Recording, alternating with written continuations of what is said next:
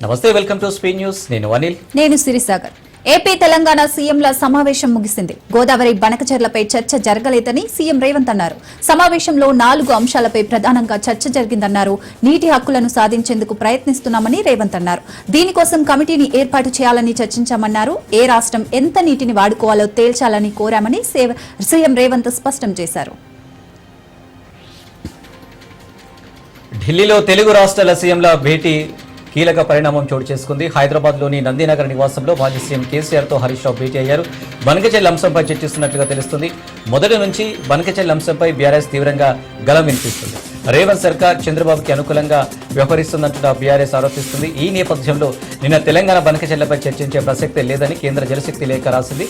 అటు బీఆర్ఎస్ ప్రతిపక్ష పోరాటానికి సిద్ధమవుతుంది. కేసీఆర్ హరీష్ రావు భేటీ ప్రాధాన్యత సంతరించుకుంది.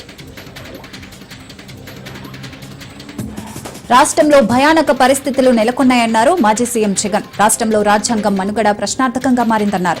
రెడ్ బుక్ రాజ్యాంగంతో రాష్ట్రంలో భయానక వాతావరణం ఉందని, ఎవరికి ఏ కష్టం వచ్చినా వైసీపీ ఒక్కటే స్పందిస్తోందన్నారు. ఏపీలో ప్రజాస్వామ్యం లేదన్న ఆయన ఏడాది పాలనలో సీఎం చంద్రబాబు ఏ ఒక్క హామీ అమలు చేయలేదన్నారు.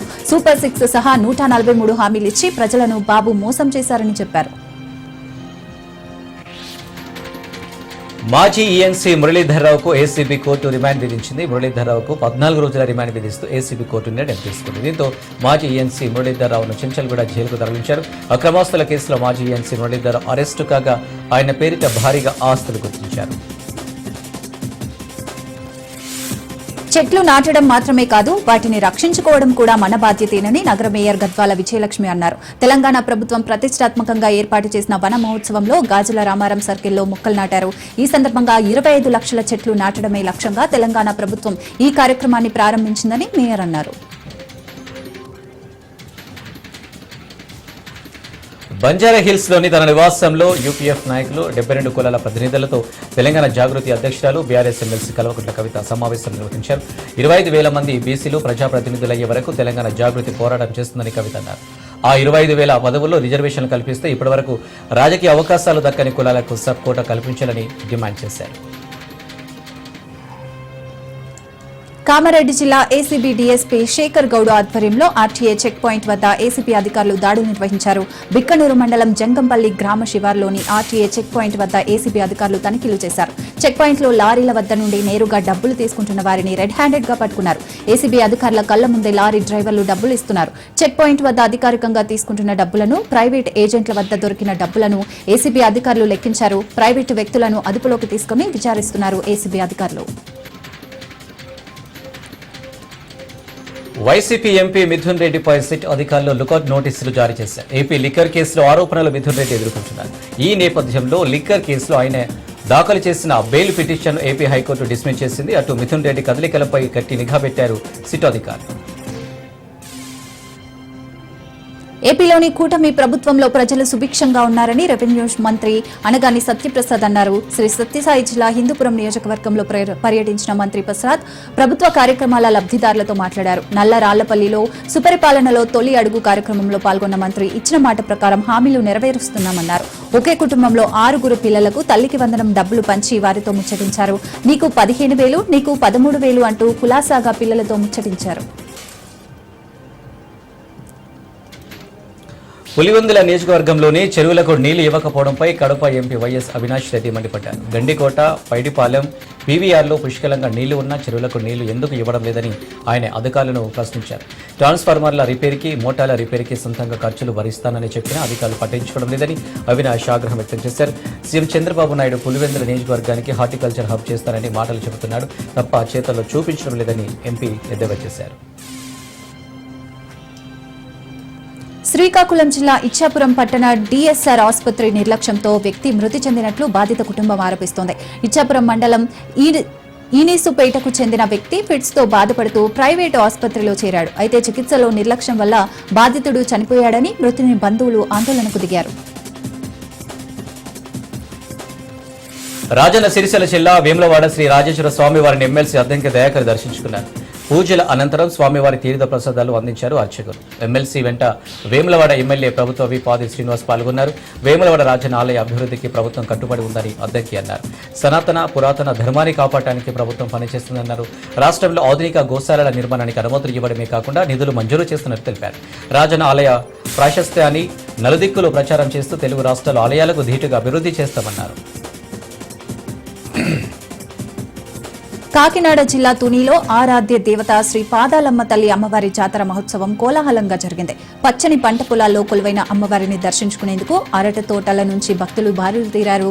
కళ్ళు మిరుమిట్లు కమ్మే విద్యుత్ కాంతుల నడుమ అమ్మవారి ఆలయం గ్రామంలో దర్శనమిస్తోంది. మరోవైపు భూమిలో ఉన్న అమ్మవారి పాదాలను దర్శించుకునేందుకు భక్తులు బారులు తీరారు. ములుగు జిల్లాలో గిరిపుత్రులు ఆందోళన వ్యక్తం చేస్తున్నారు. గిరిజన గ్రామాలకు బ్రిడ్జి లేక అవస్థలు పడుతున్నారు. కంకలవాగు బ్రిడ్జి 2 ఏళ్లైనా పూర్తి కాలేదు. వర్షాకాలం వచ్చిందంటే ఆ 2 గిరిజన గ్రామాల ప్రజలకు నరకం కనిపిస్తుంది. 2023లో గత ప్రభుత్వం 4.5 కోట్లతో బ్రిడ్జి నిర్మాణం చేపట్టింది. నిర్మాణ పనులు ప్రారంభించి 2 ఏళ్లు అయినా పనులు పూర్తి కాలేదని మల్లాపురం, కరువానిగిప్ప గిరిజన గ్రామాల ప్రజలు ఆగ్రహం వ్యక్తం చేస్తున్నారు. అధికారులు పట్టించుకొని తమ సమస్య పరిష్కరించాలని వేడుకుంటున్నారు. గుంటూరు జిల్లా వెస్ట్ ఎమ్మెల్యే గల్లా మాధవి కీలక వ్యాఖ్యలు చేశారు. కూటమి ప్రభుత్వం ఏర్పడ్డాక సంవత్సరంలోనే ఒక mega job Mela, 6 mini job మేళాలు ఏర్పాటు చేశామన్నారు. ఏపీ స్కిల్ డెవలప్మెంట్ గురించి మరో జాబ్ మేళా ఏర్పాటు చేస్తున్నామన్నారు. దాదాపు 20 కంపెనీలు పశ్చిమ నియోజకవర్గానికి రానున్నట్లు ప్రకటించారు. అన్ని విభాగాల్లో ఈ జాబ్ మేళా నిర్వహించబోతున్నట్లు ప్రకటించారు.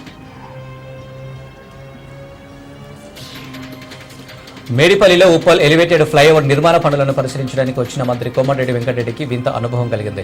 మంత్రిని అకస్మాత్తుగా ఒక మహిళ వచ్చి తనకు న్యాయం చేయాలని వేడుకుంది. గట్కేసర్ పిఎస్ పరిధిలో గత ఏడాది ఫిబ్రవరిలో తన తమ్ముడిని ఎవరో హత్య చేసి యాక్సిడెంట్గా చిత్రీకరించారని ఆమె ఆవేదన వ్యక్తం చేసింది. ఆ కేసు ఇంతవరకు ఎవరు పట్టించుకోవడం లేదని ఆ మహిళ మంత్రి ముందు ఆవేదన వ్యక్తం చేసింది. వెంటనే మంత్రి స్పందించి పక్కనే ఉన్న పోలీసు అధికారులకు ఈ కేసు విషయం పరిశీలించి ఆమెకు న్యాయం చేయాలని ఆదేశించారు.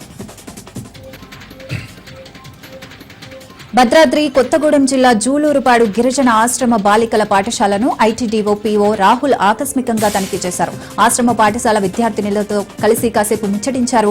40,000తో కొత్తగా ఏర్పాటు చేసిన టేబుల్ టెన్నిస్ ఇండోర్ గేమ్ ప్రారంభించారు. విద్యార్థినుల్లో నైపుణ్యాన్ని పెంపొందించేలా డిబేటు, వ్యాసరచన, పెయింటింగ్ లాంటి తదితర విభాగాలు ప్రారంభిస్తామని తెలిపారు. అనంతరం విద్యార్థినులు చేసిన డాన్స్ ను తిలకించి వారిని అభినందించారు. ఈ సందర్భంగా హాస్టల్లో టీవీ కావాలని విద్యార్థినులు పీఓను కోరగా వారం రోజుల్లో ఏర్పాటు చేయిస్తామని హామీ ఇచ్చారు.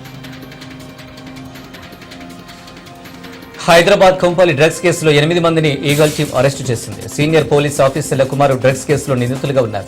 రాహుల్ తేజ్, మోహన్లు పోలీసు ఆఫీసర్ల కుమారులు కాగా వారిని ఈగల్ టీం రిమాండ్కు తరలించింది. మరోవైపు నిజామాబాద్ పోలీసులు రాహుల్ తేజ్ కోసం పీటీ వారెంట్ దాఖలు చేశారు. 2023 డిసెంబర్లో న్యూ ఇయర్ పార్టీ సందర్భంగా డ్రగ్స్ హైదరాబాద్కు తరలించారు రాహుల్ తేజ్. 2024 జనవరిలో డిచ్పల్లిలో రాహుల్ తేజ్పై కేసు నమోదైంది. ఈ కేసును విచారించేందుకు డిచ్పల్లి పోలీసులు పీటీ వారెంట్ దాఖలు చేశారు. ఫోన్ ట్యాపింగ్ కేసులో సిట్ ఎదుట ప్రభాకర్ రావు హాజరయ్యారు. నిన్న ప్రభాకర్ రావును సుదీర్ఘంగా విచారించిన సిట్ తన సెల్ ఫోన్ ని సీజ్ చేసింది. అయితే మొబైల్ డేటాను డిలీట్ చేసినట్లు సిట్ గుర్తించింది. ప్రభాకర్ రావు సెల్ ఫోన్ ను ఎఫ్ఎస్ఎల్ కు పంపిన సిట్ నిన్నటి విచారణలో ఎలాంటి సమాధానాలు చెప్పలేదు. ఇవాళ మళ్లీ విచారణకు రావాలంటూ ప్రభాకర్ రావును సిట్ ఆదేశించడంతో జూబ్లీహిల్స్ పిఎస్ సిట్ కార్యాలయానికి వచ్చారు. ఫోన్ ట్యాపింగ్ కేసుపై మరింత లోతుగా సిట్ ప్రభాకర్ రావును ప్రశ్నించనుంది. సున్నం చెరువు అభివృద్ధి పనులను హైడ్రా ఉన్నతాధికారులు పరిశీలించారు. సున్నం చెరువులో జరుగుతున్న అభివృద్ధి పనులను క్షేత్రస్థాయిలో పరిశీలించారు. హైకోర్టు ఆదేశాలతో నిన్న జరిగిన సర్వేపై చెరువు ఎఫ్టీఎల్ హద్దులపై హైడ్రా ఎస్పీ ఆధ్వర్యంలో పరిశీలించారు. పనుల పురోగతిని, నాణ్యతను పరిశీలించి సంబంధిత ఇంజనీర్ల అధికారులతో చర్చించారు. ఆదిలాబాద్ జిల్లా భూత్ మండలంలో మహిళలకు కుట్టు మిషన్లు విద్యార్థులకు ట్యాబ్లను ఎంపీ గోడం నాగేష్ అందించారు. ఈ సందర్భంగా కేంద్ర ప్రభుత్వ ప్రధాని నరేంద్ర మోదీ మహిళలు ఆర్థికంగా ఎదగాలన్న గొప్ప ఆలోచనతో మహిళలకు కుట్టు మిషన్లు అందజేస్తామన్నారు. ఇంకా ముందు మరిన్ని పథకాలతో మహిళల అభివృద్ధికి కేంద్ర ప్రభుత్వం కృషి చేస్తుందన్నారు. విద్యార్థులకు నూతన టెక్నాలజీ అందించాలనే ఉద్దేశంతో ట్యాబ్లు అందిస్తున్నామన్నారు.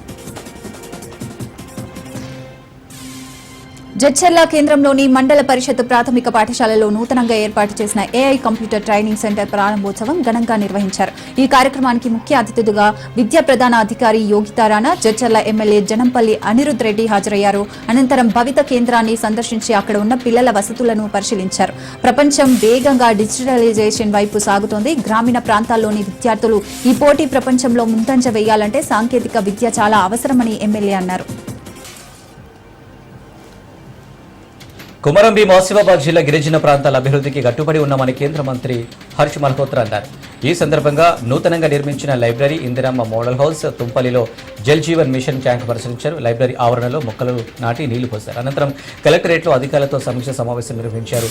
వెనుకబడిన ఆసిఫాబాద్ జిల్లా సమగ్ర అభివృద్ధికి కేంద్రం కృషి చేస్తుందన్నారు. దేశంలో వెనుకబడిన ప్రాంతాల అభివృద్ధి కోసం ప్రధాని మోడీ నాయకత్వంలో విశేష కృషి చేయడం జరుగుతుందన్నారు. మానవాళికి ప్రాణవాయువునిచ్చి మనుగడనిచ్చే చెట్లను ప్రతి మానవుడు విరివిగా పెంచాలని వనపర్తి ఎమ్మెల్యే తూడి మేఘారెడ్డి పిలుపునిచ్చారు. తెలంగాణ ప్రభుత్వం ప్రతిష్టాత్మకంగా చేపడుతున్న వన మహోత్సవం కార్యక్రమంలో ఎమ్మెల్యే తూడి మేఘారెడ్డి మొక్కలు నాటారు. నాటిన ప్రతి మొక్కను సంరక్షించుకోవాలని అధికారులకు సూచించారు. పర్యావరణం సమతుల్యంగా ఉండటానికి 33% అటవీ ప్రాంతం ఉండాలని మేఘారెడ్డి పిలుపునిచ్చారు. జిల్లాలోని ప్రతి విద్యార్థి, యువత తమ ఇళ్లలో, పొలాల్లో ఎక్కడ స్థలం ఉంటే అక్కడ చెట్లు నాటాలని, ప్రజలకు అవగాహన కల్పించాలని బాధ్యతను విద్యార్థులు తీసుకోవాలని సూచించారు. ప్రజలు తమ ఇళ్ల వాకిలిలో మొత్తం బండలు, కాంక్రీట్ వేసుకోకుండా కొంత స్థలం మొక్కలు నాటేందుకు ఉంచుకోవాలని సూచించారు. నిరుపేద ప్రజల సొంతింటి కలను నెరవేర్చాలని టీ సర్కార్ ప్రతిష్టాత్మకంగా చేపడుతున్న ఇందిరమ్మ ఇళ్ల నిర్మాణం ఎప్పుడు ఎలా పూర్తి అవుతుందో, ఎంత ఖర్చు అవుతుందోనని ఓవైపు లబ్ధిదారులు ఆందోళన చెందుతుంటే, మహబూబాబాద్ జిల్లాలోని ఇసుక వ్యాపారులకు మాత్రం ఈ పథకం కాసుల వర్షం కురిపిస్తున్నాయి. ఇదే పథకాన్ని అడ్డు పెట్టుకుని అక్రమంగా ఇసుకను తరలిస్తున్న 4 ట్రాక్టర్లను పట్టుకుని కొత్తగూడ కార్యాలయానికి తరలించి సీజ్ చేసినట్లు ఎఫ్ఆర్ఓ వజహతు తెలిపారు. రాష్ట్ర ప్రభుత్వం ఇందిరమ్మ ఇళ్ల నిర్మాణానికి ఉచితంగా ఇసుక పంపించాలని సూచించారు. ఉచితంగా తరలించేందుకు అనుమతిలిస్తుంటే ఇదే అదునుగా భావిస్తున్న ఇసుక వ్యాపారులు అక్రమ దందాకు తెరలేపి జేబులు నింపుకునే పనిలో నిమగ్నమయ్యారు. చట్టవిరుద్ధ కార్యకలాపాలకు పాల్పడితే ఎట్టి పరిస్థితులను ఉపేక్షించబోమని వజహతు స్పష్టంగా హెచ్చరించారు. గత ప్రభుత్వంలో అప్పటి ముఖ్యమంత్రి జగన్మోహన్ రెడ్డి రాష్ట్ర ఖజానాను అంతా ఖాళీ చేసి రాష్ట్రాన్ని అప్పుల ఊబిలోకి నెట్టాడని మంత్రి నారాయణ ధ్వజమెత్తారు. ఇప్పుడు రాష్ట్రం అప్పుల్లో ఉన్న ఇచ్చిన మాటకు కట్టుబడి కూటమి ప్రభుత్వం రాష్ట్ర ప్రజలకు సూపర్ 6 పథకాలు అమలు చేస్తుందన్నారు. కాకినాడ జిల్లా పిఠాపురంలో సుపరిపాలనలో తొలి అడుగు కార్యక్రమాన్ని టీడీపీ అధికార ప్రతినిధి మాజీ ఎమ్మెల్యే వర్మ ఆధ్వర్యంలో జరిగింది. ఈ కార్యక్రమానికి ముఖ్య అతిథిగా రాష్ట్ర మున్సిపల్ శాఖ మంత్రి నారాయణ హాజరయ్యారు. కాకినాడ జిల్లా JNTU department of chemical engineering, petroleum engineering విద్యార్థులు మాజీ హెచ్ఓడిపై ఫిర్యాదు చేశారు. కొందరు విద్యార్థుల నుంచి డబ్బులు వసూలు చేసి డైరెక్ట్ పాస్ చేస్తున్నారని ఫిర్యాదు చేశారు. సుమారు 25 మందికి పైగా విద్యార్థులు వీసీకి వినతి పత్రం అందించారు. వీసీ రహస్యంగా సమావేశం ఏర్పాటు చేసి ప్రిన్సిపల్ నేతృత్వంలో 5 సభ్యులతో కమిటీ వేసి విచారణ చేపట్టారు. రంగరయ్య విషయం బయటకు రావడంతో జేఎన్టీయూ విషయం కూడా ఆలస్యంగా వెలుగులోకి వచ్చింది. లోక్ అదాలత్ కేసులను సామరస్యంగా పరిష్కరించేందుకు ఒక వేదిక అని junior civil judge Rahul Ambedkar అన్నారు. కోర్టులో లేదా కోర్టుకు వెళ్లే ముందు కేసులను పరిష్కరించడానికి ఒక మంచి అవకాశమని దీన్ని సద్వినియోగం చేసుకోవాలని కోరారు. ఆత్మకూరులోని ఆర్టీసీ బస్టాండ్ నుండి గౌడ్ సెంటర్ నంద్యాల టర్నింగ్ మీదుగా జడ్జితో కలిసి లాయర్లు, ఇతర సంఘాలు లోక్ అదాలత్ పై అవగాహన కల్పిస్తూ ర్యాలీ నిర్వహించారు. లోక్ అదాలత్ లో మాజీ పడదొరిన కేసులు, సివిల్ కేసులు, ఇతర చిన్న కేసులు, క్రిమినల్ కేసులు పరిష్కరించబడతాయన్నారు. తిరుపతి సుల్లూరుపేట పట్టణంలో మీడియేషన్ ఫర్ ది నేషన్ నినాదంతో అవగాహన ర్యాలీ నిర్వహించారు. స్థానిక జడ్జి సంయుక్త ఆధ్వర్యంలో బార్ కౌన్సిల్ సభ్యులు, పోలీసు సిబ్బంది ర్యాలీ నిర్వహించారు. వినాయకుడి గుడి సెంటర్ నుంచి ఆర్టీసీ బస్టాండ్ వరకు ర్యాలీ నిర్వహించారు. ప్రజలకు 90 రోజుల పాటు జరుగుతున్న లోక్ అదాలత్ సేవలను వినియోగించుకుని సమస్యలు పరిష్కరించుకోవాలన్నారు. పెండింగ్ లో ఉన్న ఫీజు రియంబర్స్మెంట్, స్కాలర్షిప్ నిధులను విడుదల చేయకపోతే CM Revanth Reddy, deputy CM బట్టి ఇళ్లను ముట్టడిస్తామని ఏఎస్ఎఫ్ఐ నాయకులు హెచ్చరించారు. పెండింగ్ లో ఉన్న ఫీజు రియంబర్స్మెంట్, స్కాలర్షిప్లను తక్షణమే విడుదల చేయాలని ఖమ్మం జిల్లా సమితి ఆధ్వర్యంలో హలో విద్యార్థి చెలో కలెక్టరేట్ ముట్టడికి పిలుపునిచ్చారు. ర్యాలీగా వచ్చిన విద్యార్థి సంఘం నాయకులు, విద్యార్థులు కలెక్టరేట్ ముట్టడికి యత్నించారు. వారిని పోలీసులు అడ్డుకున్నారు. దీంతో పోలీసులకు, విద్యార్థి సంఘం నాయకులకు మధ్య తోపులాట చోటు చేసుకుంది. అనకాపల్లి జిల్లా పాయకరావుపేటలో చేనేత సహకార సంఘాన్ని హోంమంత్రి వంగలపూడి అనిత సందర్శించారు. జమదాని చీల తయారీ కార్మికులతో హోంమంత్రి అనిత కీలక వ్యాఖ్యలు చేశారు. జమదాని చీరలకు గుర్తింపు తెచ్చేలా చర్యలు తీసుకుంటామన్నారు హోంమంత్రి అనిత. పాయకరావుపేట పట్టణంలో జమదాని చీరలు నేయడం శుభ పరిణామమన్నారు. చేనేత కార్మికులకు చేయూతను ఇస్తామన్నారు. చేనేత కార్మికుల సమస్యలను మంత్రి దృష్టికి తీసుకెళ్తామన్నారు. కృష్ణా జిల్లా మచిలీపట్నంలో మెగా జాబ్ మేళా ప్రారంభమైంది. మంత్రి కొల్లు రవీంద్ర ఆదేశాలతో స్కిల్ డెవలప్మెంట్ ఆధ్వర్యంలో జాబ్ మేళా నిర్వహించారు. జిల్లా కలెక్టర్ డీకే బాలాజీతో కలిసి జాబ్ మేళా ప్రారంభించారు. సుమారు 30 కార్పొరేట్ కంపెనీలు ఈ మేళాలో పాల్గొన్నాయి. యువత ఈ అవకాశాన్ని సద్వినియోగం చేసుకోవాలని అధికారులు తెలిపారు. చంద్రగిరి మండలంలో ఏనుగుల గుంపు మరోసారి బీభత్సం సృష్టించింది. ఎల్లంపల్లిలో ఏనుగుల గుంపు పంట పొలాలపై పడి నష్టం చేశాయి.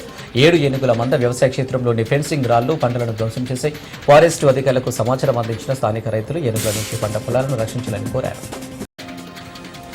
దేశ రాజధాని ఢిల్లీలోని ఓ 2 పాఠశాలలకు బాంబు బెదిరింపులు కలకలం రేపాయి. ద్వారకలోని సెయింట్ థామస్ వసంత్ వ్యాలీ స్కూల్లో బాంబులు పెట్టినట్లు గుర్తు తెలియని వ్యక్తులు ఈమెయిల్ ద్వారా బెదిరింపులకు పాల్పడ్డారు. అప్రమత్తమైన పోలీసులు Saint Thomas Vasant valley school వద్దకు చేరుకున్నారు. ఈ 2 పాఠశాలను పోలీసులు తమ ఆధీనంలోకి తీసుకుని బాంబ్ డాగ్ స్క్వాడ్తో క్షుణ్ణంగా తనిఖీలు నిర్వహిస్తున్నారు. అయితే వరుస బాంబు బెదిరింపులు ఢిల్లీలో సంచలనంగా మారాయి. కేరళ నర్సు నిమిషా ప్రియా కేసులో తీవ్ర ఉత్కంఠ కొనసాగుతుంది. నేడు అమలు కావాల్సిన ఆమె మరణ శిక్షను యెమెన్ ప్రభుత్వం తాత్కాలికంగా వాయిదా వేయడంతో కాస్త ఊరట లభించింది. అయితే మృతుడు తలాల్ అదీబ్ మొహదీ కుటుంబం మాత్రం ఆమెకు శిక్ష పడాల్సిందేనని పట్టుబడుతోంది. నేరానికి క్షమాపణ ఉండదని మృతుడు సోదరుడు అబ్దుల్ ఫత్తా మొహదీ స్పష్టం చేశారు. ఆమెకు శిక్ష పడాల్సిందేనని, బ్లడ్ మనీకి అంగీకరించబోమని వెల్లడించారు. శిక్ష అమలు వాయిదా అనంతరం అతడు ఫేస్బుక్ లో పోస్ట్ పెట్టాడు.